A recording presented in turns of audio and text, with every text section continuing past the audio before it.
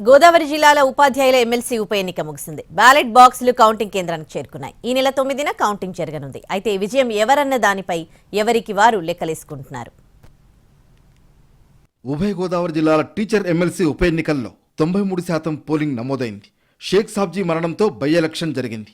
బరిలో 5 అభ్యర్థులు ఉన్నప్పటికీ పోటీ మాత్రం 2 మధ్య జరిగింది. ఓటు హక్కు వినియోగించుకునేందుకు టీచర్లు బారులు తీరారు.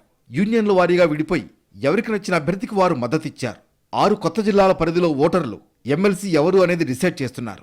కాకినాడ, కోనసీమ, ఉభయ గోదావరి, ఏలూరు, అల్లూరు జిల్లాల్లో 11 మండలాల్లో ఓటర్లు ఉన్నారు. పోల్ అయిన ఓట్లలో 50% మొదటి ప్రాధాన్యత ఓటు వస్తే వాళ్లు విజయం సాధిస్తారు. అలా ఎవరికీ రాకపోతే రెండో ప్రాధాన్యత ఓట్లు లెక్కిస్తారు. గత ఎన్నికల్లో సాబ్జీ మొదటి ప్రాధాన్యత ఓట్లతో పీడీఎఫ్ తరఫున విజయం సాధించారు.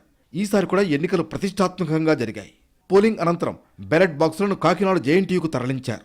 ఈ నెల 9న అభ్యర్థుల సమక్షంలో కౌంటింగ్ జరగనుంది.